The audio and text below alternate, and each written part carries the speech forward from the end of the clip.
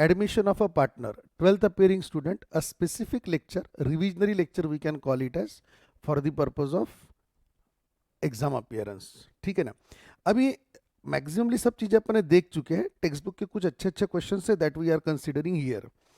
Question number 1, Amalendu and Sameer share profit in the ratio of 3:2. ये basically question इसलिए मैंने आपको हाईलाइट किया यहाँ पे क्योंकि इसमें जर्नल एंट्रीज पास करनी है. एक बार प्रैक्टिस कर लेना जर्नल एंट्रीज की. थोड़ा बहुत जो डिस्कशन है मैं क्वेश्चन नंबर 2 को करने के, क्वेश्चन नंबर 2 सॉल्व करने के बाद में अपन और क्वेश्चन नंबर 1 का डिस्कशन पे आ जाएंगे.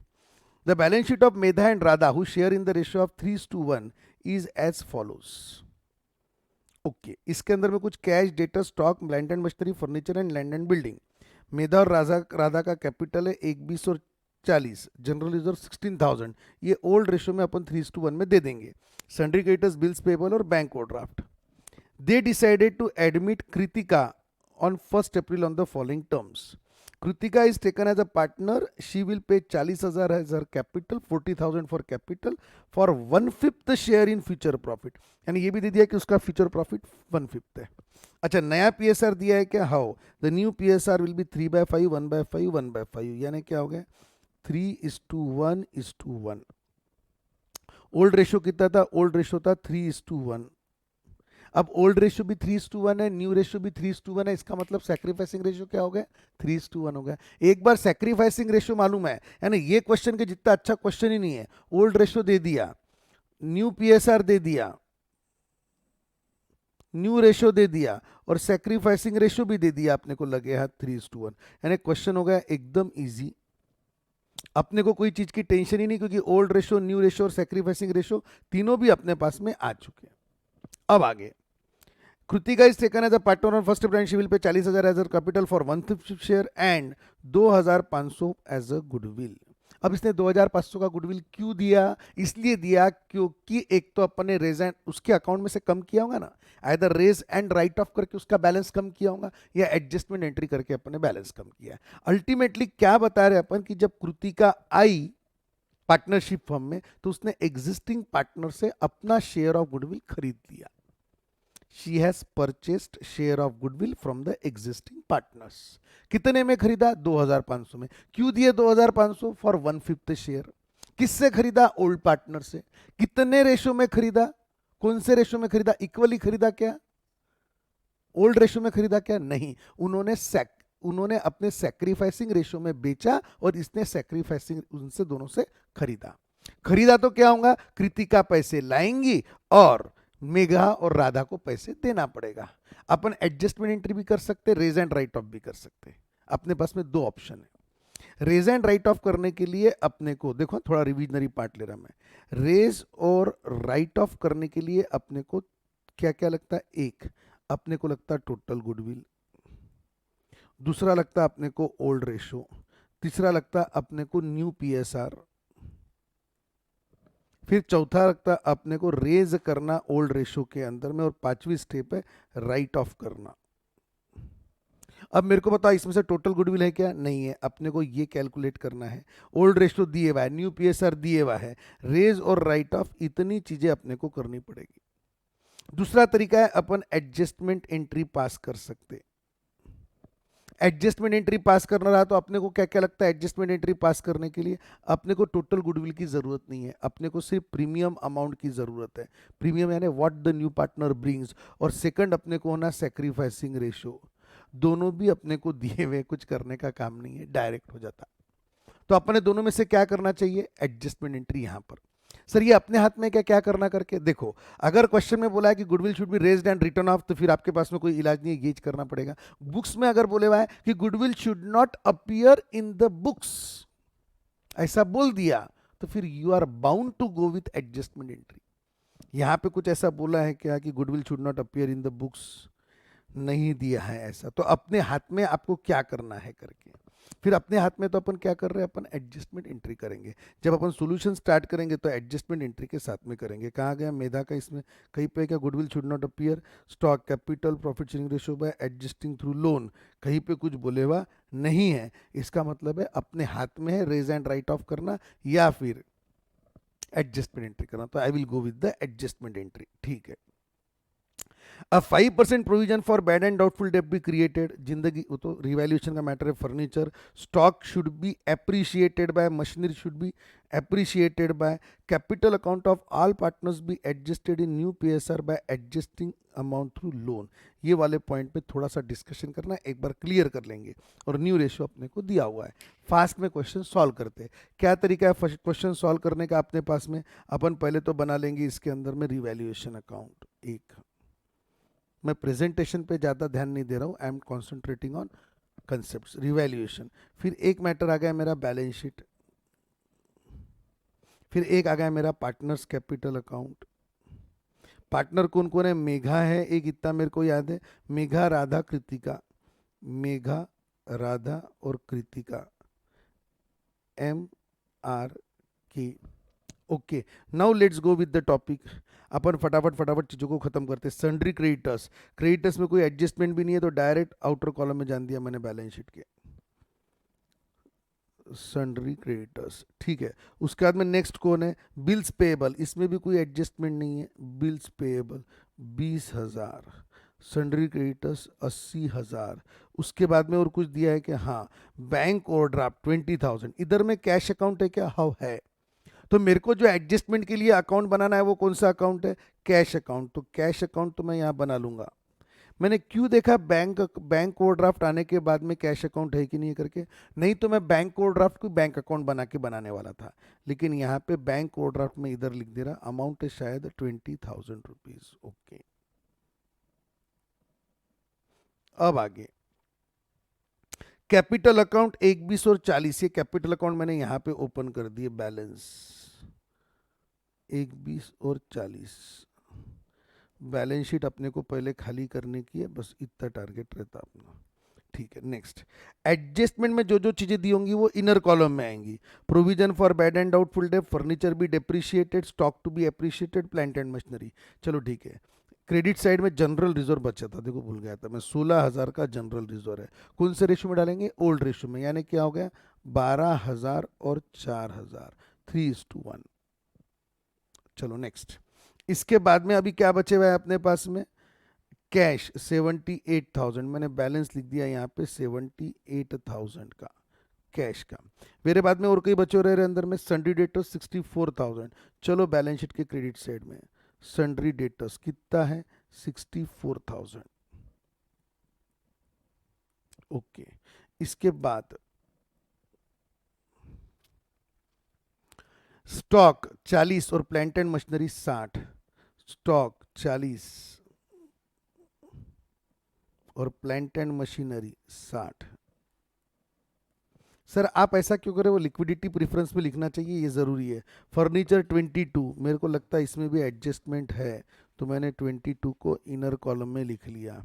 आखिरी में क्या बचा इसके अंदर में? लैंड एंड बिल्डिंग 32,000, तो लैंड एंड बिल्डिंग के अंदर में लिख दिया 32,000।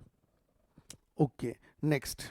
अब आगे सब खाली होगी, बैलेंस शीट हो। Kritika is taken as a partner on 1 April 2017। She will pay 40,000 as her capital for 1/5 share and 2,500 for goodwill. तो पहले कैपिटल लेके आता उसका मैं, बाय कैश टू कैपिटल, और यहाँ पे लिख दिया मैंने बाय कैश। कितने रुपए लाए बोले? 40,000 बोला ना उसने, यस 40,000 रुपये। तो पहले ये 40,000 की एंट्री कर लिया। अब गुडविल के लिए अपने को वर्किंग नोट बनाना पड़ेगा। वर्किंग नोट मैं इधर बना लेता साइड में, ठीक है ना। क्या लगेगा मेरे को? देखो वर्किंग नोट अगर शुरुआत से भी स्टार्ट कर दिया मैंने क्वेश्चन के आखिरी में, क्वेश्चन नंबर 2 सॉल्यूशन ऐसा बोल के स्टार्ट कर दिया, और फिर उसके अंदर पहला लिखा मैंने वर्किंग नोट्स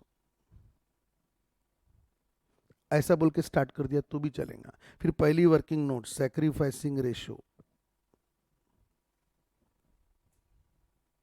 मैं तो बोलता क्वेश्चन के अंदर पहले ये लिखने का, old PSR profit sharing ratio 3:1।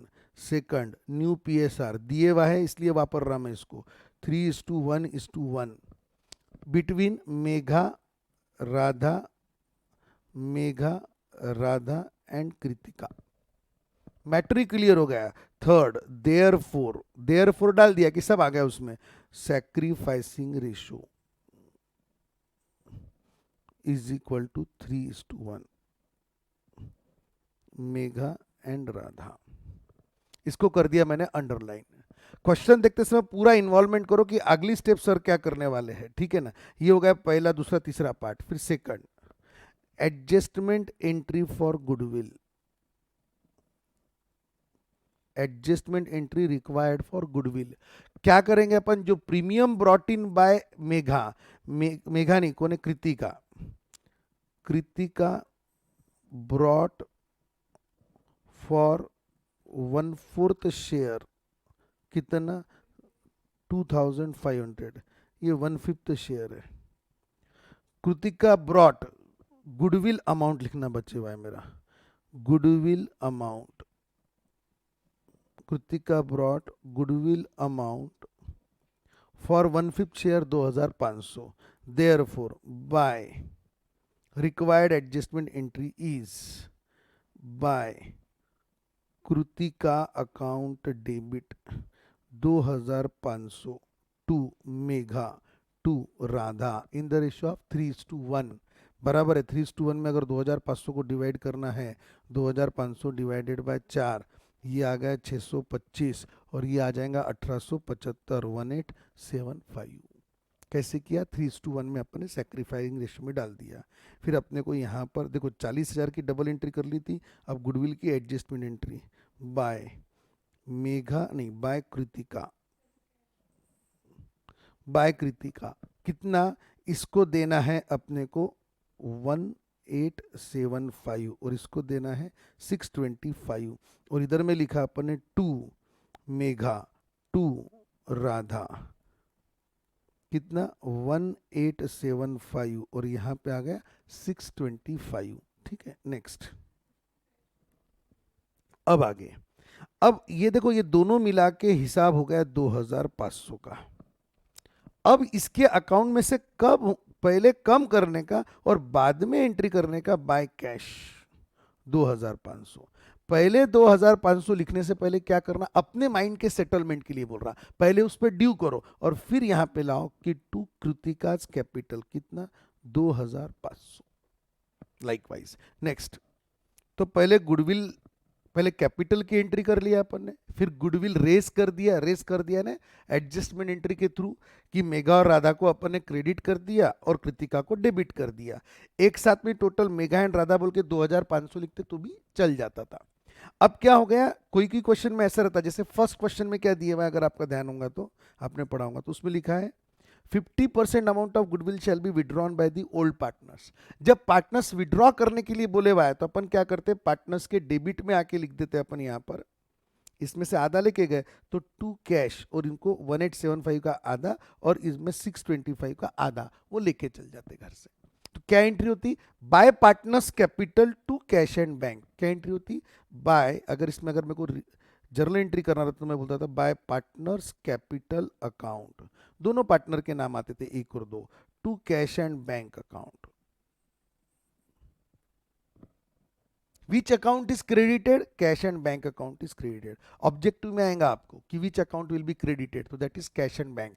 When goodwill is withdrawn by partners, which account is credited, गलती से भी गुडविल मत बोलना, it is cash and bank account is credited. Goodwill थोड़ी कोई लेके जाता है, गुडविल अकाउंट थोड़ी कम हो रहा अपने यहाँ से, गुडविल इज विड्रॉन है ना, उससे related amount is withdrawn. Anyways next, अब आगे, तो फिर अपने पहले क्या किया, पहले कैपिटल लाया, फिर अपने गुडविल को raise and write adjustment entry किया। ये क्वेश्चन में आधे पैसे लेके जाने हैं क्या, नहीं लेके जाने हैं, तो मैटर क्लोज। अब फटाफट फटाफट आगे का काम करते हैं।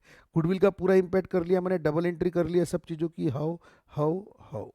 नेक्स्ट, अब आगे, अब 5% provision for bad and doubtful debt be created on data. सबसे बैलेंस शीट और यही खेलना है अपने को, लेस 5% नहीं, आरडीटी ब्रैकेट में 5%, कितना होता है 64,000 की, ये हो गई 3,200। तो 3,200 तो मैंने यहाँ पे लिख दिया 2 RDD 5, काय के लिए 5%, बस 3,200। नेक्स्ट, फिर अगला पार्ट क्या था उसके अंदर में, अगला पार्ट था उसके अंदर में फर्नीचर भी depreciated by 20%। Oh my god, तो फर्नीचर भी डेप्रिशिएटेड बाय 20%, उसमें ओ माय गॉड जैसा कुछ भी नहीं था। लेस डेप्रिसिएशन 20%, कितना आएगा यहाँ पे 2,200, 4,400 बाहर में जो भी फिगर आएंगी बाद में देखूंगा, पहले डबल इफेक्ट लेना जरूरी है। 4,400। फिर उसके बाद में स्टॉक भी appreciated by 5 and plant and machinery by 20%। बहुत बड़ी चीज है, स्टॉक एप्रिशिएट करने को बोल रहे हैं 5% और 20%। तो स्टॉक को मैंने ऐड ऐड सिर्फ सीधा बोल देना, ऐड में 5%। कितना होता है ये? 2,000 रुपये। तो ये हो गए 42,000। बाहर नहीं गए तो चलता, सी यहाँ पे बोलना चाहिए बाय स्टॉक 2,000 रुपये। और क्या एप्रिशिएट था? प्लांट एंड मशीनरी थी कि लैंड एंड बिल्डिंग थी? Plant and machinery. शाबाश, 20% से प्लांट एंड मशीनरी बढ़ा रहे, लैंड एंड बिल्डिंग नहीं बढ़ा रहे। शाबाश। ऐड 20%, यानी कितना हो गया? 12,000। ये हो गया 72,000। यहाँ पे बोला बाय प्लांट एंड मशीनरी 12,000। ऐसा तो होगा नहीं कि लैंड एंड बिल्डिंग के बारे में कुछ बोला नहीं। प्रोविजन हो गई मेरी, फर्नीचर हो गया, स्टॉक हो गया, प्लांट एंड मशीनरी हो गया, खत्म। लैंड एंड बिल्डिंग के बारे में कुछ बोला ही नहीं। जबरदस्ती मैंने लैंड एंड बिल्डिंग को इनर कॉलम में रखा था। 32,000। सर आप मिटा देंगे, हम तो नहीं मिटा पाएंगे। तो मत मिटाओ ना, बाहर अंदर भी रहेगा बाहर भी दिखेगा। 22 माइनस 4,400 17,600। 64 माइनस 3 यानी 60,800। टोटल आपको करना है तो कॉमा देने की याद रखना, अपने को फाइनल अकाउंट वगैरह में दिक्कत जाती फिर, तो यहाँ पे भी जानी नहीं चाहिए। यहाँ तक के सब हो गया। अब क्या करना है? रिवैल्यूएशन का प्रॉफिट निकालना है और वो बांटने का है। 12 और 2 14,000। उसके बाद में 14,000 माइनस 3,200 और 4,000, 3,200 4,400 यानी 7,600। 14,000 में से 7,600 गए तो बचे कितने? 6,400 का प्रॉफिट। ये बांटेंगे अपन टू रियलाइजेशन, नहीं to part, to realisation profit. किसको किसको देना है अपने को? मेधा और राधा को। कौन से रेशियो में डालेंगे अपन? 3:1 में। यानी 6,400 को 4 से डिवाइड कर दिया 16, तो ये आ गया 4,800, ये आ गया 1,600।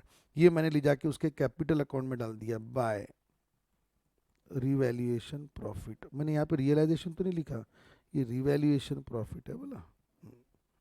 फिर रिवैल्यूएशन प्रॉफिट कितना? यहाँ पे लिखे अपन ने 4,800 और यहाँ पे लिखे अपन ने 1,600 और डैश। ये अकाउंट हो गया क्लोज। अब अपने को और कुछ करना है क्या? नहीं। अब यहाँ पे अपने को डबल कैपिटल अकाउंट बनाना है। जब भी प्रोपोर्शनेट कैपिटल आ गया तो अपनी स्पेसिफिक मेथड क्या है? अपन डबल कैपिटल बनाने के मूड में रहते। यहाँ से प्रॉब्लम बेसिकली अपने लिए समथिंग कुछ एडिशनल देके जाएगा। अब यहाँ पे आपने क्या करना चाहिए? एक्चुअली वीडियो पॉज करके आगे का प्रॉब्लम आपने सॉल्व करके देखना चाहिए और फिर होना चाहिए। तो यहाँ पे आ गया टू बैलेंस। कितना बैलेंस है? 1 20 और 12 32 32 33 33 33 और 4 33 और 4 कितना हो गया? 37 37 और 8 और 8 675 38,675। ठीक है, आगे 1 लाख तो है ही अपने पास में। 40,000 और 4 44। अच्छा पहले इधर की टोटल कर लेता। 625 और 600 ये कितना होता? ये हो गया 1250। एक सेकंड,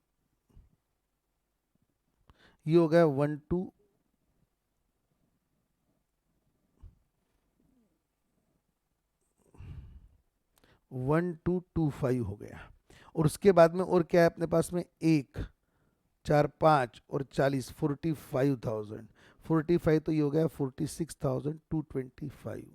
46,225। इधर की टोटल कितनी होगी? 42,500। तो इसका बैलेंस आ गया 40,000 और इसका बैलेंस आ गया 46,225। सर हो गया क्या क्वेश्चन खत्म? अगर आपने ये भी बैलेंसेस अगर बैलेंस शीट में लिख दिए तो भी आपका बैलेंस शीट टैली हो जाता। पर इन्होंने क्या बोले हुआ है कि प्रोपोर्शनेट बनाओ। तो प्रोपोर्शनेट बनाते समय ऐसा है क्या कि के का कैपिटल बैलेंसिंग यानी बेस लेके बनाना है क्या? ऐसा कुछ लिखा है क्या?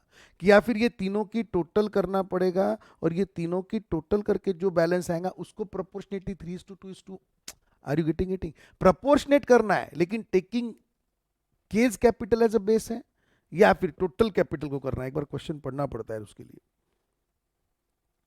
The capital account of all partners be adjusted in their new PSR.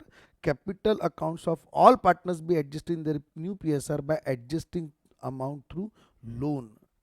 अब adjusting amount through loan अगर ऐसा करना है तो क्लियरिटी तो कहीं पे कुछ भी नहीं है राजा, कि अपने को एक्सेस यानी उसका बेस लेके करना है या टोटल लेके करना है। मैं दोनों भी तरीके से एक बार करके देखता, फिर जस्टिफाई करते क्या होता करके। ये देखो, इसका कैपिटल है 138,675, ठीक है ना, और इसका है 46,225, और इसका है 40,000। अगर इस तरीके से टोटल करूं मैं तो ये जीरो, 7 और 2 9 और 1 0, एक ये 900 आ गया, 600 और 200 900, फिर 8 और 6 14, हाथ साल हाथ कैरी 1 12, और ये आ गया 2,24,900 की टोटल हो रही। अब इसको मैं अगर 3:1:1 में डिवाइड करूँ तो क्या होगा, 224,900। क्यों इतनी कश्मकश चल रही, क्वेश्चन में कुछ क्लियर नहीं दिया है इसके लिए। Divided by 5 multiplied by 3 multiplied by 1 multiplied by 1, 224 divided by 5 यानी आ गया 4, फिर आ गया 4, फिर आया 9, फिर आया 4, 44,940, ये डिवीजन आ गया, मल्टीप्लाइड बाय 3। आपको भी करते आना चाहिए इतने इजीली, ठीक है ना। फिर सर आपने कैसे किया इसको डिवीजन, देखो 224,900 था, तो मैंने ओरली 5 से ऐसा डिवीजन करना चालू कर दिया। क्या डिवाइड किया, देखो ऐसा बोला 4, फिर 4 लिख दिया, फिर यहाँ पे 20 माइनस किया तो मेरे को ध्यान में आया नीचे 2 आया, फिर 2 यानी 24 था, फिर मैंने वापस 5 4 जा किया तो 4 लिख दिया, फिर यहाँ पे 20 माइनस किया तो यहाँ पे 4 आया, फिर 9 सोचा मैंने कितना है 9, तो वो 49, तो 45 के हिसाब से कितना लगेगा ना, 5 9 जा वो लिखा 45, फिर नीचे कितना बचा 5, फिर ये जीरो ले सॉरी 4, फिर ये नीचे आ गया 40, फिर 5 8 जा, तो फिर ये 8 मैंने यहाँ पे 4 लिख दिया। मैं तुम्हारे को समझाने समझाने में अपनी क्लैरिटी आ गई, मैंने वहाँ पे 20 पकड़ लिया था। अगर ऐसा करके देखा तो भी चलेगा, और आपको डायरेक्ट जमताऊंगा तो वेल एंड गुड। 44,980 इंटू 3 अगर मेरे को करना है अभी, तो क्या करना पड़ेगा, इज इक्वल टू, अब तीनों का PSR प्रोपोर्शनेट कैपिटल निकाल रहा मैं, तो ये हो गया 0, 24, 24 कैरी 2, 27 कैरी 2, 9 हो जाएगा, फिर 12 4 कैरी 1, तो ये आ गया 134,940, यानी इसका बैलेंस आएगा 134,940। अगर इस तरीके से किया तो इसका बैलेंस आएगा 44,980, और इसका बैलेंस आएगा 44,980, इसका आएगा 44,980, और इसका आएगा 44,980। अब क्या हो जाएगा, इसके अंदर में ये बंदे को पैसे लाने पड़ेंगे, किसको, कृतिका को, और बाय बैंक पैसे लाने पड़ते, जबकि उससे जितने मंगवाने थे अपने मंगवा लिए।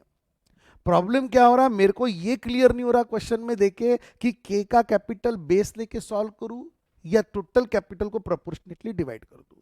बेसिकली क्वेश्चन में ऐसा कुछ नहीं दिया है, तो ये लाइन इस तरीके से है, the capital count of all partners be adjusted in new PSR ratio by adjusting through, तो कुछ नहीं बोला है, तो ऐसा होता है कि टोटल कैपिटल को लेने का और PSR में घुमा देने का, पर ऐसा घुमा दिया तो क्या हो गया, और थ्रू लोन अकाउंट बोल रहे हैं, लोन अकाउंट यानी ज्यादा का होगा तो लोन में डाल दो, तो हो रहा क्या कि केक आर का कैपिटल भी कम पड़ रहा, तो आर को भी पैसे लाने पड़ रहे, और सिर्फ एम को पैसे देने पड़ते, तो 2M's लोन आ जाएगा यहां पर, एम का लोन आएगा और ये दोनों को पैसे लाने पड़ेंगे, और उन्होंने बोला through loan account, through cash account बोला नहीं।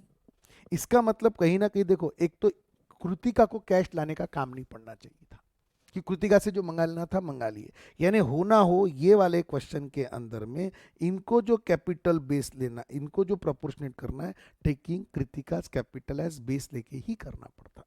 सर इतना दिमाग लगाना पड़ेगा कि हमारे को, नहीं, आपको दिमाग लगाने का काम नहीं, आप आपके नॉर्मल वे से कर लो। जब आप आपके नॉर्मल वे से करेंगे, बैलेंस दिखने जाएंगे, तो आपको क्लिक हो जाएगा कि यार कुछ तो भी गड़बड़ हो रही। फिर आप वर्किंग नोट को चेंज कर देंगे, कैसे करेंगे, इसको रब कर देंगे जैसा मैं कर रहा वैसा, और फिर आप उसको नए सिरे से लिख देंगे, देखो ये ऐसा रब कर देंगे आप, या कट मार देंगे छोटा सा वर्किंग नोट के अंदर में, और वर्किंग नोट 2 बोलेंगे।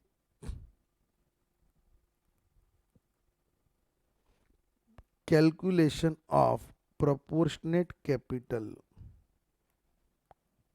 टेकिंग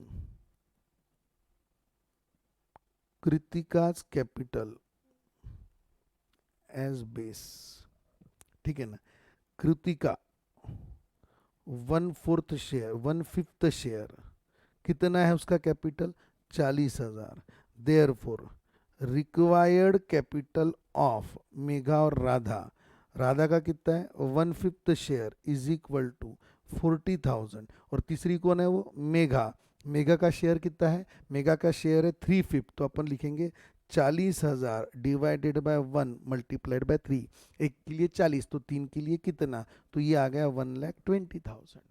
फिर जैसे ही 1,20,000 आए तो अपन प्रॉब्लम में आ गए वापस, अपनी आदत कह रही थी यहाँ पे लिखते हैं अपन बाय बैलेंस, वापस ये 138,675 लेके आ गया, ये 46,225 लेके आ गया, यहाँ पे 40,000 लेके आया, यहाँ पे बोला टू बैलेंस, ब्रैकेट में लिख दिया वर्किंग नोट नंबर 2, और यहाँ पे बैलेंस लेके आ गया अपन 1,20,000, 40,000 और 40,000, यहाँ पे लिखा पार्टनर्स लोन अकाउंट।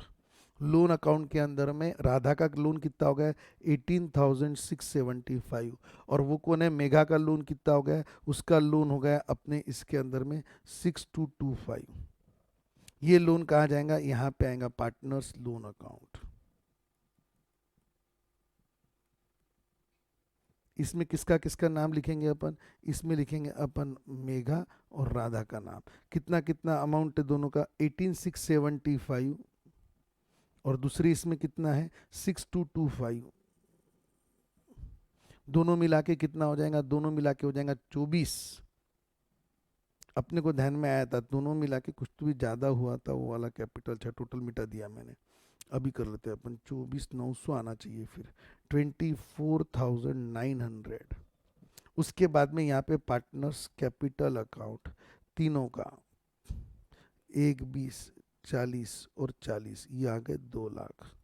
अब इसकी टोटल 80 और 20 और 20 120, 120 और 2 लाख 320, 320 और 24 इज इक्वल टू 3,44,900। इधर क्या हालत है, पहले कैश की टोटल कर लेते बाद में देखेंगे।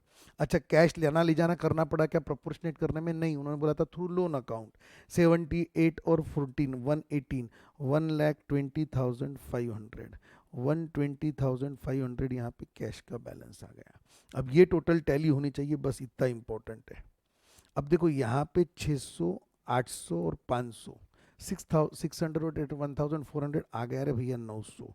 एक तो काम हो गया अपना बेसिकली सॉल्व, एक कैरी किया, 32 पेंसिल का है पेंसिल, 32 प्लस 72 104, 104 और 17, 104 और 17 हो गया 121, 121 और 60, 181, 181 और 42, 183, 123, 123 और 20, 143, 143 और 100, 243, 343, समथिंग गड़बड़ इज देयर इन, वापस ये एक था कैरी तो ये 4 हो गया। अपने को क्या करना पड़ेगा यहाँ पे 32 और 72, इसमें 120 ऐड करा तो 440, 344 होना चाहिए, देखो ना 32 और 72 ये कितने हो गए अपने, ये हो गए 104, 104 के अंदर 17 ऐड किए तो ये कितने हो गए अपने 121, 121 में 60 ऐड किए तो 181, 181 में 42 ऐड किए तो ये हो गए 223, 223 में 120 ऐड करो तो ये हो जाते 443, उसमें ये वाला 1 ऐड किया अपन ने, 443 नहीं 343, ये 1 ऐड किया तो ये हो गया 344,900। Okay done, likewise it will be tallied. This is question number 1 that goes to completed. अब अगर जर्नल एंट्री पूछी अपने को तो देखो रिवैल्यूएशन अकाउंट बनाना कंपलसरी है, क्वेश्चन 1 में भी पहले रिवैल्यूएशन वर्किंग नोट के अंदर में रिवैल्यूएशन अकाउंट आएगा ही आएगा। उसके बाद में सपोज इस तरीके का क्वेश्चन रहा जहां पे कैपिटल प्रोपोर्शनेट करना पड़ता तो ये जो लास्ट एंट्री है ना, by M's capital to M's loan account, by R's capital to R's loan account, इसके लिए अपने को पार्टनर्स कैपिटल अकाउंट की भी वर्किंग नोट बनानी पड़ती अगर ऐसा है तो। और क्वेश्चन 1 के जैसा अगर है तो इसके अंदर पार्टनर्स कैपिटल अकाउंट बनाने की जरूरत नहीं है, रियलाइजेशन अकाउंट बनाना मोस्ट कंपलसरी है। सैक्रिफाइसिंग रेशो की वर्किंग नोट, अगर सैक्रिफाइसिंग रेशो दिया है सीधा सीधा तो बात अलग है, उसकी वर्किंग नोट जरूरी है, and there after all adjustment entries and all those things are required. Question number 3, इसमें क्या है, इसके अंदर में the balance sheet is given, 3:2, 60,000 वगैरह वगैरह, 240 240। Varad admitted on 1 April on the following terms, क्या क्या टर्म्स है उसकी।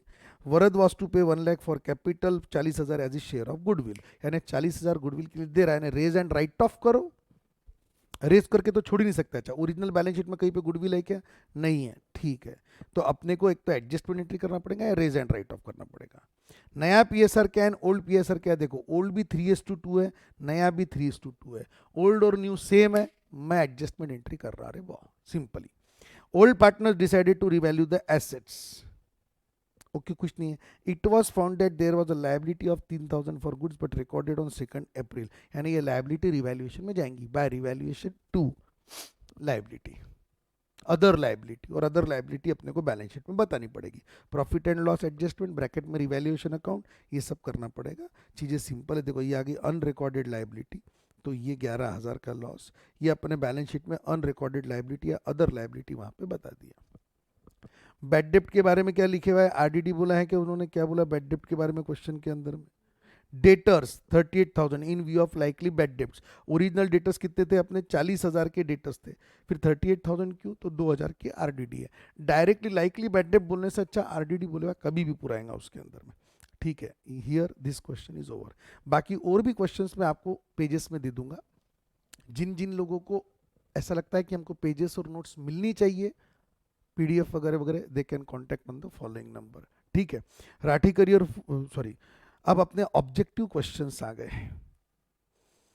ऑब्जेक्टिव क्वेश्चन के अंदर में क्या है? Select the appropriate alternative from those who given below and right the sentences. एक एक फटाफट फटाफट लेने की कोशिश करते हैं। Select appropriate alternative. Anuj and Ehsan are two partners sharing in the ratio of 3:2. They decided to admit 1/5 share. The new PSR will be. इसका मतलब देखो क्या दिया है, ओल्ड रेशियो दिया है 3:2 और नया सिर्फ इसका दिया है 1/5। ये नहीं बोला कि अनुज और एहसान ने क्या रेशियो में सेक्रीफाई किया। डायरेक्ट होता नहीं, इसको अपने को सॉल्व ही करना पड़ेगा। अपने को ये समझ में आया कि सेक्रीफाइसिंग रेशियो कुछ नहीं दिया है, इसका मतलब 3:2 है। 3 और 2 ये हो गया 1, यानी 5 टोटल हो गई इसकी, और 1/5 इसकी भी टोटल 5 है। लेट दो प्रॉफिट इज 2,500। अपने को यहाँ पे कोई वर्किंग नोट करना नहीं है, अपन फास्ट फटाफट कर लेते हैं। अनुज, एहसान और तीसरा कौन आया? जो भी होगा एक्स। पहले 3:2, यानी अपन क्या करते थे, 2500 का 2,500 का प्रॉफिट है। सर 2,500 कैसे लिया? अपने 5 × 5 मल्टीप्लाई करके लेते रहते अपन। तो 2,500, 3:2, यानी ये खाता था 1,500, ये खाता था 1,000 रुपये। इसको कुछ भी नहीं। अभी इसको 1/5 दिया, यानी 500 दिए। किसने दिए? 3:2 में दिए, सेक्रीफाइसिंग रेशियो। 300 इसने दिया, 200 इसने दिया, तो नया पीएसआर क्या हो गया? 1,200, 800 और 500, यानी 12:8:5। ये क्या हो गया अपना न्यू पीएसआर। ओ हो, यानी ये ओल्ड था, ये ऐसा सेक्रीफाई किया, तो बचा कितना? ये न्यू पीएसआर है। तो 12:8:5। Answer is this. Excess of proportionate capital over actual represent. Excess of proportionate capital, यानी प्रोपोर्शनेट कैपिटल अगर ज्यादा है ना, अगर ऐसा पार्टनर का बैलेंस है, ओवर क्या बोला इन्होंने? Over actual capital. Actual capital का बैलेंस आया सपोज इसका, इसका और इसका आया सपोज 90,000, इसका आया 70,000 और इसका आया समझ लो 50,000। अपने प्रोपोर्शनेट कैपिटल लिए, जो भी होगा पीएसआर, तो इसके अंदर में प्रोपोर्शनेट कैपिटल आया। देखो ये प्रोपोर्शनेट कैपिटल, इसको अपन बैलेंस में रखते। बैलेंस में रखा तो प्रोपोर्शनेट कैपिटल इसका आया 50, इसका आया कुछ तो भी 50 और इसका आया 1,00,000। अब क्या हो गया? Excess of proportionate capital, excess of proportionate capital over actual capital, यानी मेरे को था एक्चुअल कैपिटल कम पड़ रहा कि ज्यादा पड़ रहा? एक्चुअल कैपिटल कम पड़ रहा। तो ये जो 10,000 का बैलेंस है, इसको हम बोलेंगे डेफिसिट, अगर प्रोपोर्शनेट कैपिटल ज्यादा है तो। और excess of actual capital over proportionate capital, यानी अपना एक्चुअल कैपिटल ज्यादा है, that will be termed as surplus. ये जो 20,000 रुपए आएंगे, इसको मैं बोलूंगा सरप्लस। तो गिवन क्वेश्चन में जो है वो आना चाहिए आंसर डेफिसिट कैपिटल। तो यहां पे क्वेश्चन नंबर 2 का आंसर हो गया, 2 का आंसर हो गया C, deficit capital. Next, is credited when unrecorded asset is brought into business. जब अनरिकॉर्डेड एसेट बिजनेस में ब्रॉड करते हो अपन बोलते बाय एसेट, अभी लाइबिलिटी किया था 2 मिनट पहले अपन, तो क्या लिखा था by revaluation to unrecorded liability, और इसमें by unrecorded asset to revaluation account, तो answer should be revaluation account, तो तीसरे का answer A. When goodwill is withdrawn by partner, I already told you this is cash और bank, goodwill withdraw करते तो answer आना चाहिए 4 का D. The asset is taken over by the partner, account is debited. If asset is taken over by the partner, जब कोई partner asset लेके जाता तो अपन क्या बोलते हैं, if asset is taken over by partner which account is debited, कौन लेके गया पार्टनर, तो अपन लिखेंगे by partner account debited to asset, और वही अगर डिसोल्यूशन रहता तो टू रियलाइजेशन, पर क्रेडिट किसको कर रहा है ये पूछा ही नहीं इसने अभी यहाँ पे, विच अकाउंट इज डेबिटेड बोले हुआ है तो partners account, and which account is credited to asset और रियलाइजेशन, तो यहाँ पे क्या दिखे हुआ है which account is to be debited, partner account कहाँ है, वी इफ ये कैपिटल अकाउंट आना चाहिए, एक्चुअली बेसिक आंसर क्या रहना चाहिए था पार्टनर्स कैपिटल अकाउंट, अगर राइट वन वर्ड रहता तो अपन वो लिखते थे, अब ये लो राइट वन वर्ड का नाम लो और क्वेश्चन तैयार हो गए, शाबाश। Method under which calculation of goodwill is done on the basis of extra profit earned above the normal profit, तो उसको बोलते हैं super profit method, okay. An account open to adjust the value of assets and liabilities at the time of admission of a partner, an account open to adjust the value of assets and liabilities, revaluation. Reputation of business, goodwill, the ratio in which general reserve is distributed, old, the name of the method of the treatment of goodwill where new partner will bring his share of goodwill in cash, name the method of the treatment of goodwill where new partner will bring his share of goodwill in cash, तो ये देखो एक तो adjustment method हो गई या फिर raise and write off method हो गई, लेकिन new partner will bring his share of goodwill in cash, तो अपन क्या बोलेंगे उसको एडजस्टमेंट मेथड बोलना चाहिए, अब इन्होंने क्या लिखा क्या मालूम, पांचवे का मेथड, अच्छा प्रीमियम मेथड ये वर्ड यूज दिया इन्होंने, बराबर है, तो अपन क्या करेंगे इसको याद करने के कैटेगरी में डाल देंगे, प्रीमियम मेथड, ठीक है। The proportion in which old partners makes a sacrifice, sacrificing ratio, capital employed into NRR, capital employed into NRR क्या होता, नॉर्मल प्रॉफिट, यही क्वेश्चन आपको वो फिल इन द ब्लैंक में भी आ सकता है, कंप्लीट द टेबल में भी आ सकता है। An account which is debited when the partners takes over the asset, capital account, partners capital account, अब भी अपने फिल इन द ब्लैंक में डिसाइड किया था, partners capital account. Profit and loss account balance appearing in the liability side of the balance sheet, profit and loss account balance appearing in the liability side of the balance sheet, तो ये profit and loss का credit balance है, तो अच्छा balance है, इसको क्या बोलेंगे net profit, what can we say, appearing on the liability side of the balance sheet, ninth undistributed profit और एक्यूमुलेटेड प्रॉफिट, शाबाश, वन वर्ड लिखना है, इसके अलावा तो अपने लिए बहुत मुश्किल था। Old minus new is equal to sacrificing ratio, और new minus old is called as gaining ratio. अब आगे ये अनडिस्ट्रीब्यूटेड प्रॉफिट और प्रीमियम मेथड, ये दो आपको याद करना है, ट्रू और false, new partner can bring capital in cash और इन काइंड, अपने को ट्रू और फॉल्स अपने को एक एक दो लाइन जमा करनी है। New partner can bring capital in cash और इन काइंड, हाँ कैश भी चलता काइंड में भी चलता, काइंड में लाया तो अपन एंट्री करेंगे बाय मशीनरी टू कैपिटल, और अगर कैश में लाया तो by cash to capital, as per provision of the deed when any person is admitted he has to bring some amount of as capital which can be in cash और in kind of the asset to get rights in the asset and definite share in the future profits of the business.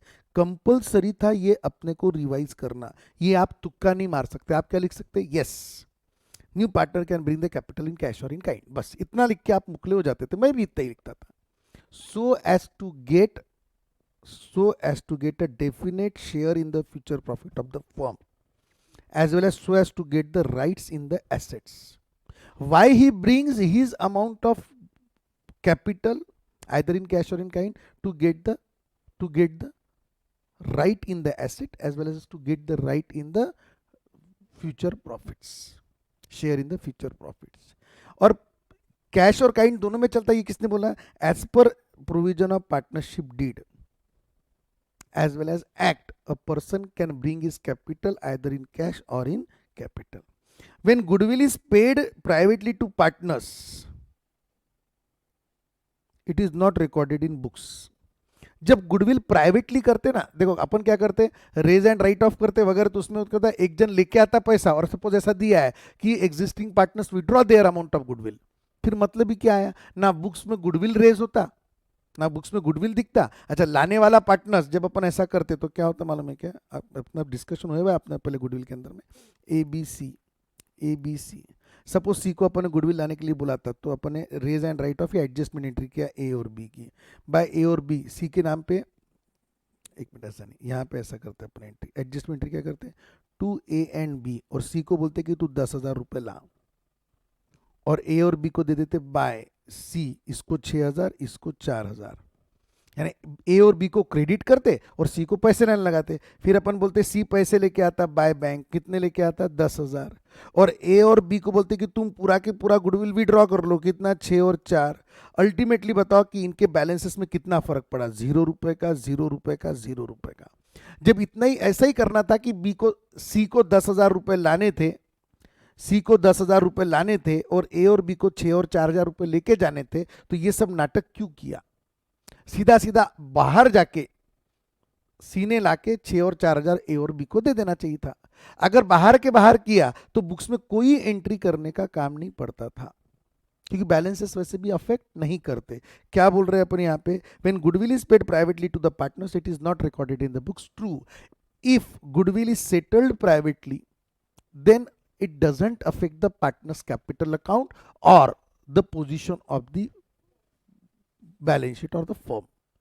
So it is not necessary or it should not be recorded in the books. अब इन्होंने क्या बोला है, ये वापस याद करने वाला विषय हो गया अपने लिए। when, क्योंकि अपन अपने लैंग्वेज में बोल नहीं पा रहे ना वो आंसर। बात ये समझ लो कि आप क्वेश्चन देख के 2 लाइन फेंक सकते क्या, अगर फेंक सकते होंगे तो ठीक है, नहीं फेंक सकते होंगे तो उसको स्टार बना लो, हर बार आपको रिवाइज करने का है। When goodwill is paid privately by newly admitted person, then in such a case, no transaction takes place in business, and no transaction takes place in business and firm. As such, it is not at all benefited. या इससे बिचरे, as such, it is not at all affects firm's position. Hence, it is not recorded. Hence, it is not recorded in books of account. Gain ratio is calculated at the time of admission of partner. ये वापस पढ़ने की जरूरत नहीं है। क्यों नहीं पढ़ने की है, क्योंकि gaining ratio is false, gaining ratio is calculated at the time of retirement of partner, whereas, एक सेंटेंस हो गया, दूसरा sentence, whereas at the time of admission of partner sacrificing ratio is calculated, दूसरा sentence हो गया अपना, एक additional लिख देने का, so as to adjust the entry for goodwill for the purpose of adjustment of goodwill, khatam. At the time of admission of person in a business, sacrifices are made by old partners in the favor of new partner. It means there is no question of any gain to the partner, so we can say that gain ratio is not calculated at the time of partner. इतना नहीं लिखा तो भी चलता, सिर्फ 2 corrected statement लिख देना है। Gaining ratio is calculated at the time of retirement of partners, whereas at the time of admission of partners sacrificing ratio is calculated so as to make the adjustment for goodwill and other sacrifices made by the old partners, and hence gaining ratio is not calculated. Next, revaluation of profit is distributed among all partners including new partner. False. Revaluation profit is distributed only to the old partners in their old ratio. ठीक है, क्यों करते का नहीं, अपने को true और false बोला तो ट्रू है क्या, यस, सॉरी फॉल्स है। क्यों फॉल्स है, क्योंकि it is not distributed to all partners, it is distributed only to old partners, that too in the old ratio. Why? फिर उसने revaluation profit arise due to hard working and all partners in the past and hence profit earn on revaluation. आपको इतना hard working वगैरह नहीं लिखा तो भी चलता, कि because at the time of admission of partner the change in the value of assets and liabilities, the changes in the value of assets and liabilities are gives effect or are only related to the old partners, because it is, देखो, any changes in the value of the assets and liabilities till the admission of a new partner, till the admission of new partner should be given effect to the old partners as only they have, as only old partners have rights or obligation in changes in assets or liabilities before admission of new partner. मेरे हिसाब से तो ये explanation देने का काम भी नहीं है, अपने को सिर्फ दो ही चीजें लिखना था उसके अंदर में कि not in all partners but among only old partners in their old ratio. Change पर फिर भी देना रहा तो ये दे देने का। Change in relationship between partners is called as reconstitution of partners. Change in relationship between is called as reconstitution of partnership, not partnership form. देखो एक क्वेश्चन बार बार आता, फाउंडेशन में भी आता, यहाँ पे भी आता कि चेंजेस इन द रिकंस्टिट्यूशन नहीं, एडमिशन बहुत इंपॉर्टेंट है ना। At the time of admission, retirement और death partnership is dissolved, correct और not? Partnership is dissolved, correct, और partnership form is not dissolved. जो 3:2 की पार्टनरशिप रहती है वो डिसॉल्व हो जाती है एडमिशन होते से ही, फिर नया पार्टनरशिप आ जाती है क्या 3:2:1। तो what is dissolve? Form dissolve होती है क्या एडमिशन के समय, रिटायरमेंट के समय, डेथ के समय? नहीं। Eight the time of admission, retirement, death form is not dissolve. What is dissolve is partnership is dissolve. ये बहुत ही कॉमन क्वेश्चन है जिसमें कंफ्यूजन रहता है। चलो ठीक है, ये अलग चीज है, मेरे को सिर्फ याद आ गया इसलिए बता दिया। Change in the relationship between partner is called as reconstitution of partnership, correct. Change in the relationship regarding profit sharing ratio is called as reconstitution, like admission, retirement and death. In case of admission, retirement and death, or even in case of changes in the PSR, वापस बोल रहा, in case of admission, retirement or death, as well as change in the profit sharing ratio represents changes in the relationship of partnership, which means reconstitution of partnership. ठीक है? Thus, yes, therefore the above statement is true. When any person joins, changes in relation takes place, the old agreement is terminated and new agreement is prepared. ये line अच्छी है, the old agreement is terminated and new agreement is prepared. There is a change in PSR and relationship of partners which is known as reconstitution of partner. लेकिन ये सब चीज़ों के समय आप बोल सकते हैं, सिर्फ एडमिशन के लिए क्यों बोलते हैं आप? तीनों चीज़ों के लिए बोलो, एट द टाइम ऑफ वगैरह वगैरह। When goodwill is written off, goodwill account is debited. Goodwill जब write off होता, false. When goodwill is written off, goodwill account is credited, whereas when goodwill is raised, goodwill account is debited. Thus in the above case, बस इससे ऊपर नहीं लिखना है अपने को। New partner always brings his share of goodwill in cash. New partner always brings his share, always word है ना, ये इसको फॉल्स कर देता। Always brings his share of goodwill in cash नहीं, काइंड में भी ला सकता, कभी कभी तो लाता ही नहीं, ओल्ड पार्टनर्स रेस करके छोड़ देते तो इसका कैपिटल वैसे ही कम दिखता। To write off goodwill means to decrease और wipe out the value of goodwill. When goodwill asset of business is raised, goodwill account is debited in the books of account. Conversation of goodwill is return of from the business, the goodwill account is credited in the books of account. कुछ के कुछ दिए हुआ है, कोई मतलब ही नहीं आता ये इसका। When new partner always brings his share of goodwill in cash at the time of admission of partner. If goodwill account is written off or adjustment entry is passed, then as to offset the decrease in the capital, generally new partners brings the goodwill in cash. But sometimes if goodwill is only raised in the books of account, the new partner is not expected to bring goodwill in cash. So it is not necessary that always goodwill account will be bring in cash by the new partner. Hence above statement ये is false. ठीक है, और even sometime goodwill can be brought in kind, ये भी लिख सकते हैं अपन। New ratio minus old ratio is equal to sacrifice ratio है तेरी तो, पर ऐसे सेंटेंस है तो मेरे को अच्छा लगता, फॉल्स। क्यों? New ratio minus old ratio is called as gaining ratio, whereas old ratio minus new ratio is, वापस बोलूं मैं, सैक्रिफाइसिंग यानी क्या होता, new ratio minus old ratio is equal to sacrifice ratio.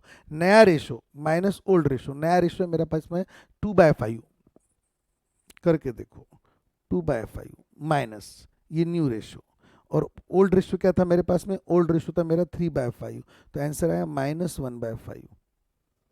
अब मेरे को अगर सैक्रिफाइसिंग रेशो निकालना तो मेरे को क्या करना चाहिए, old ratio minus new ratio, जो बचा है वो मेरा सैक्रिफाइसिंग रेशो है। New minus old is gaining ratio, और ओल्ड माइनस न्यू इज, वापस लिख देता मैं आपको, old minus new is sacrificing ratio, और n minus O, new minus old is gaining ratio.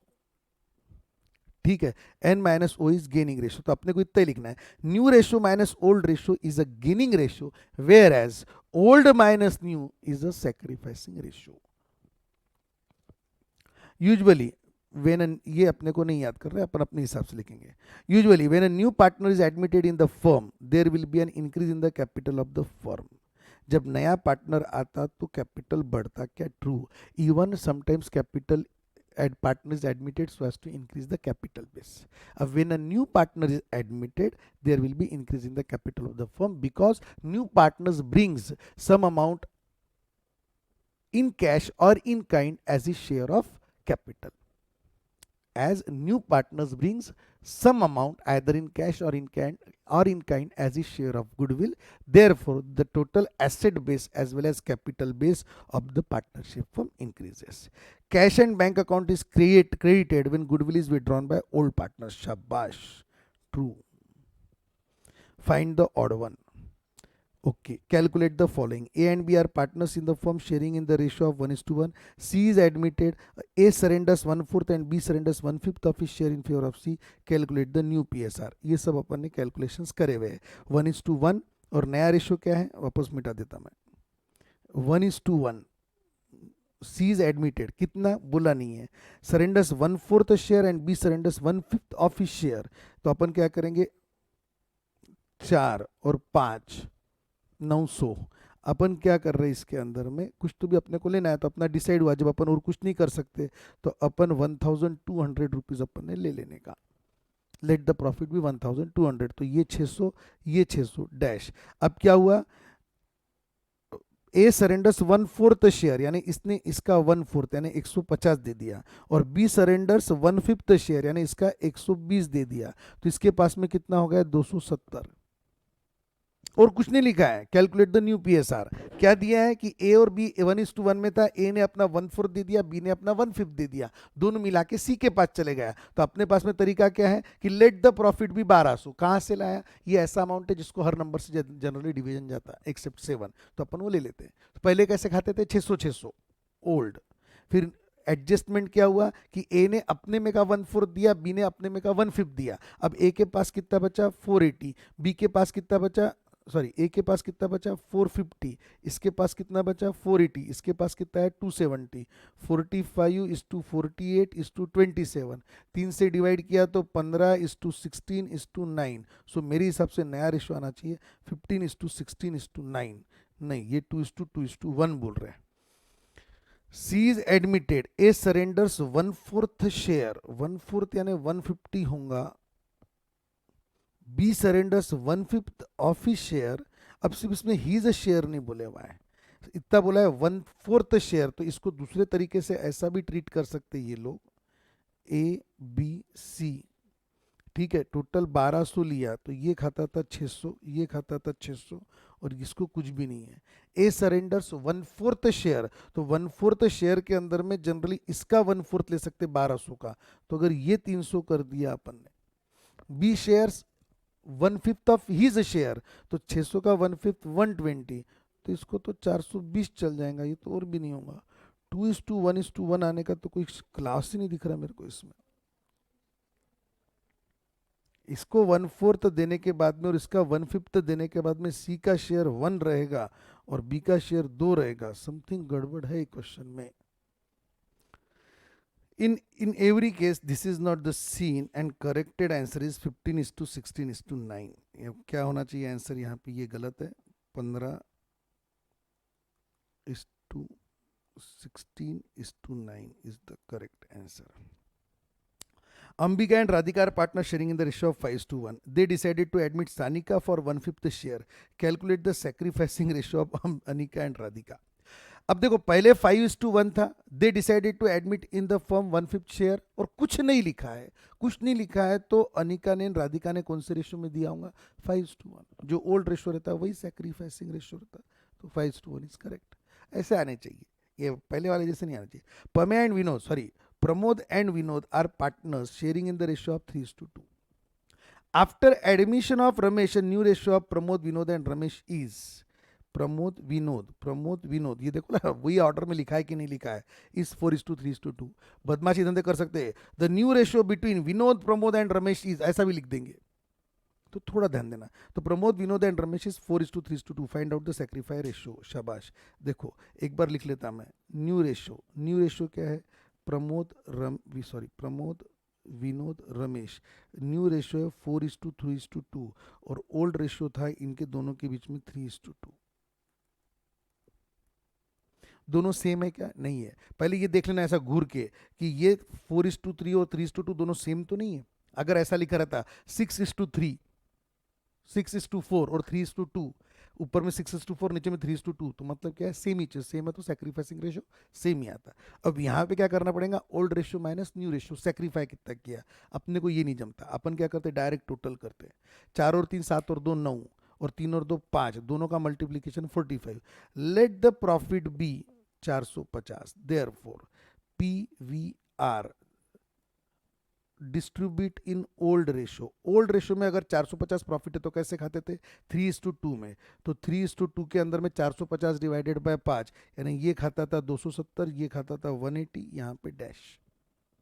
Distribute in new ratio, new ratio क्या है 4:3:2, तो 450 को नए रेशियो में कैसे खाते, 4:3:2, यानी ये खाता 200, 450 डिवाइडेड बाय 9, ये खाता था 150, और ये खाएंगा 100।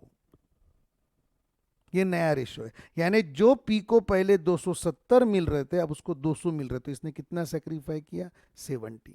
इसने कितना सेक्रीफाई किया, 20। और इसने कितना, 20 नहीं 30, और इसको कितने मिले, 100 रुपीज प्लस। तो दोनों का सेक्रीफाई जो है वो 70 और 30 का है। Therefore sacrificing ratio is 7:3।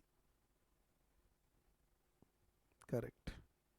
इतना इजी हो जाता ये मेथड से, डब्बा मेथड से। एनीवे, ये अपनी एनआरएस स्पेशल है ये मेथड, पर इससे चीज़ें बड़ी इजी हो जाती। Answer the following, what is revaluation account. हर चीज के अंदर में एक ही तरीका रखने का, कि क्वेश्चन देखा कि बोल के देखने का। अगर अपने को तुक्के मारते आगे 2-3 लाइन प्रॉपर इंग्लिश में तो ठीक, नहीं आया तो अपने को उसको स्टार करके रखना है, अगले बार रिवाइज करना है। What is revaluation account? At the time of admission or retirement of a partner, an account is opened so as to give the effect to the adjustment in the changes in the value of assets and liabilities. One should find out the changes in the value of assets and liabilities, whether there is some gain or loss at the time of reconstitution, that is admission or retirement, so as to give it effect to the partner's capital. That account is called as revaluation account. Sir, अपन ने बोले तो बहुत लंबा बोला, इन्होंने क्या बोला, an account opened and operated by any partnership for recording changes in the value of assets and liabilities to ascertain profit or loss made on revaluation of assets and liabilities at the time of reconstitution is called as revaluation account. मस्त है ये, अपने को यही याद करना है, star. What is meant by reconstitution of partnership? Changes, reconstitution means changes in the relationship between among partners and in the form of partnership. It may happen either at the time of, example, admission, retirement, death, or change in PSR. Why is new partner admitted to change, to increase the capital base, so as to tap the new opportunities, so as to raise the funds. A new partner is admitted to existing partnership firm, to the existing to the existing partnership firm, to increase the capital resources of the firm, to secure the advantages of new entrants, skill and business connections, goodwill. 3 चीजों के लिए, एक नए partner का talent, दूसरा नए partner का goodwill, और नए पार्टनर का पैसा। ये तीनों का बेनिफिट लेने के लिए हम नए पार्टनर को एडमिट करते हैं, सिर्फ कैपिटल के लिए नहीं करते। तो one has to change our attitude to secure the advantage of new entrant, skill, business connection, that is goodwill, and capital resources. What is sacrificing ratio? A ratio which is surrendered or given up by old partners in favor of newly admitted partner is called as sacrificing ratio. ये 100% याद करना पड़ता, which is surrendered or given up by the old partners in favor of newly admitted partner. The ratio in which the old partner surrenders their profit sharing ratio or profit share to the new partner. What do you mean by raising the goodwill at the time of admission of new partner? Raising the goodwill of a partner, raising the goodwill at the time of admission of new partner का मतलब होता कि जब नया partner आता तो हम जो गुडविल बुक्स में नहीं बताया हुआ है वो बुक्स में शो करते। The goodwill of the partner which is not yet shown in the balance sheet or the books is raised or shown in the balance sheet so as to adjust the rights of the old partners. इन्होंने क्या बोले हुआ है? Means debiting goodwill account up to the value it is raised and crediting old partner capital account in their old ratio in the books of the firm so as to adjust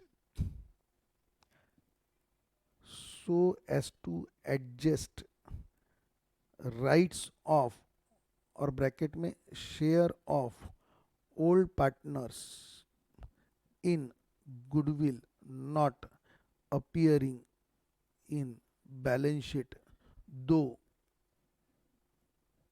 earned by them. Please इतना add कर लेना अपने उसमें.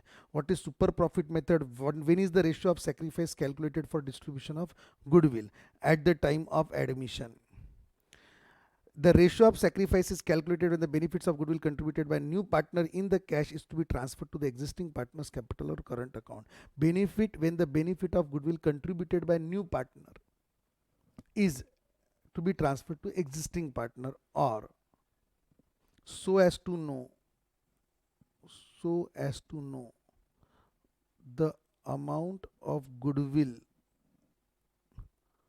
purchased by new partner, amount of goodwill purchased or shared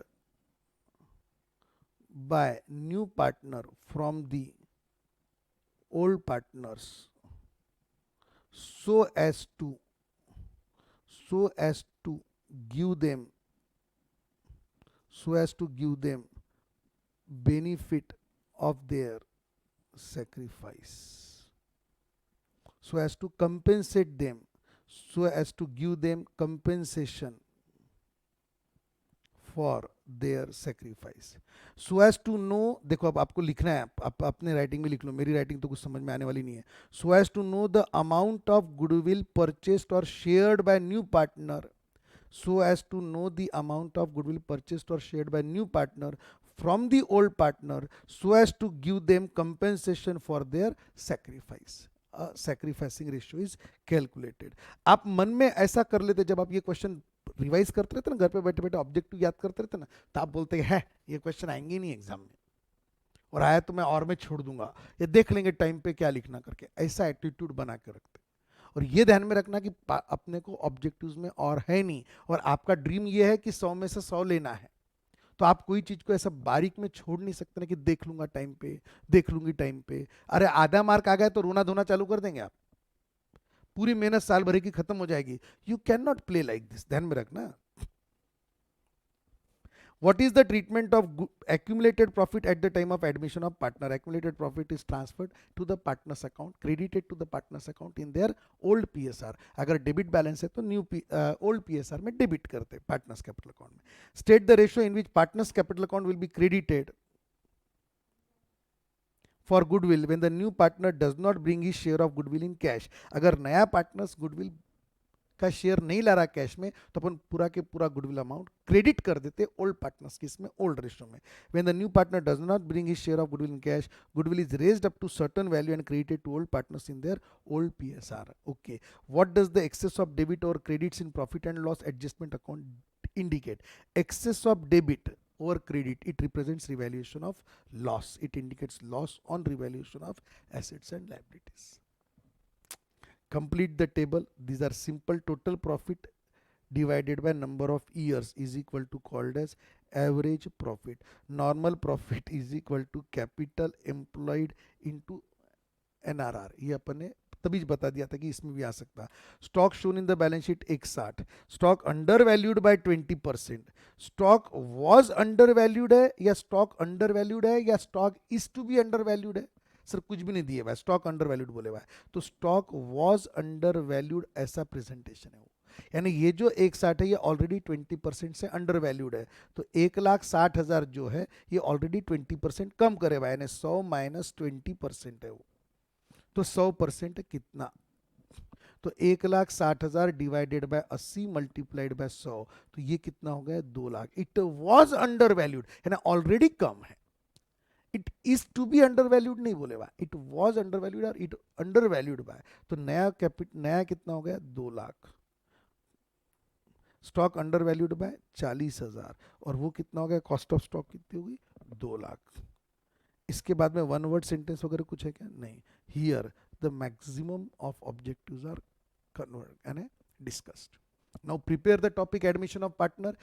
ये compulsory topic है, ये करना ही है, ये अच्छे से आना ही चाहिए. और एक चीज बताता मैं आपको, जैसा मैंने आपको बताया था कि जिसमें प्रोपोर्शनेट कैपिटल लेना है, और वो क्वेश्चन अगर आपको जनरल इंटरेस्ट के लिए आ गया तो कितना लंबा काम होगा. Revaluation account, partners capital account, ये दोनों बनाओ और पूरी जर्नल एंट्रीज बनाओ. और बाजू में रिवैल्यूएशन ऑफ प्रॉफिट का छोटा सा प्रॉब्लम दे दिया, रिटायरमेंट ऑफ पार्टनर का छोटा सा प्रॉब्लम दे दिया. तो कितने बेवकूफ धंधे हो गए. सिर्फ एडमिशन के भरोसे जाओ मत, रिटायरमेंट करो. और पर्टिकुलरली दो students who are going for CA foundation, फिर आपको तो रिटायरमेंट 4 दिन से करना ही है ना, फिर अभी क्या की शर्म है. So please prepare retirement of partner properly. All the best. Thank you. Take care.